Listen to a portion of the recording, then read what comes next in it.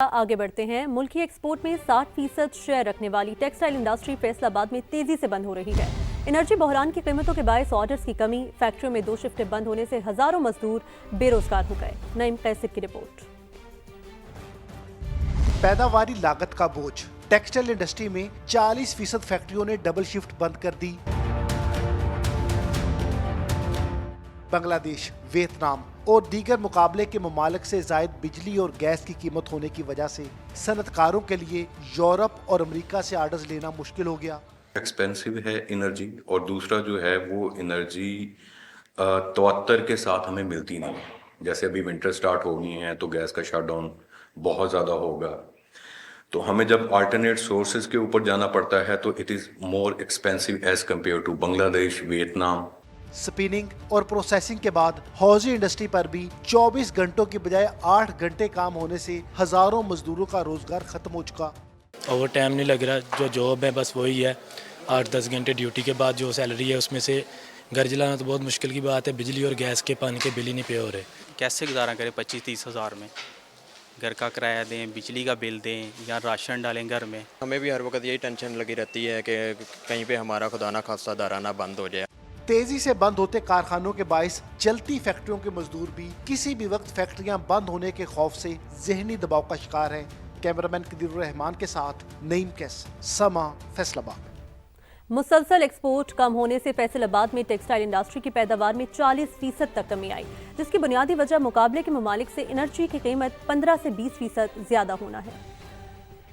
इस टाइम पे जो इंडस्ट्री की सूरत हाल है वो तो हम 40 से 50% ऑलमोस्ट जो है वो शट डाउन की तरफ है, क्योंकि हमारी कैपेसिटी जो है वो वेकेंट पड़ी और हमारे पास ऑर्डर्स जो है वो उस हिसाब से नहीं पड़े हैं। इसके पीछे मल्टीपल रीजंस हैं। एक तो हमारे पास कॉटन क्रॉप जो है सैलाब की वजह से कॉटन क्रॉप जो है वो बहुत ज़्यादा ज़ाया हुई है। 70% आपकी जो इंडस्ट्री है वो बिजली कंज्यूम कर रही है और बाकी जो है वो गैस इस्तेमाल कर रही है।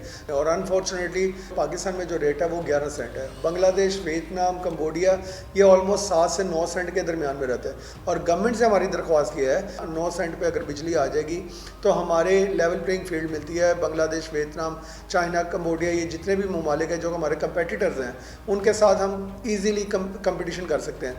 जबकि chairman Pakistan cotton ginners association Shamlal Maglani का कहना है कॉटन के रकबे पर गन्ने की फसल लगाई गई, जिससे इंडस्ट्री मुश्किलात का शिकार हुई। 50% इंडस्ट्री बंद हो गई।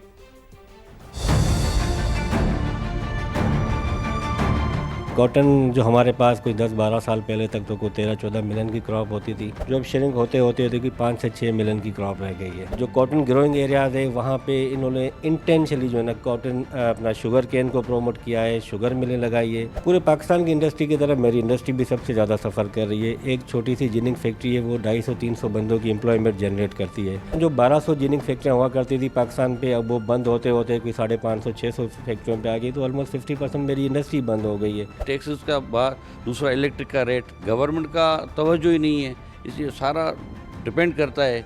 हर चीज़ डिपेंड कर, एक चीज़ कमाई के देगी तो लोगों को सर्वाइव होगा ना। हुकूमत की हमारे साथ कोई भी तावन नहीं है कि हमारे जो किसी टाइम पे कॉटन को वाइट गोल्ड कहा जाता था, आज तो वो बिल्कुल ही ऐसा लग रहा है कि खास करके पंजाब में अल्लाह न करे अगर ये चीज़ें हम जो कर रहे हैं ना हो पाई तो अगले 2-3-4 साल के बाद मे भी हमें ये सुनने को मिलेगा कि पाकिस्तान में कभी कॉटन भी हुआ करती थी।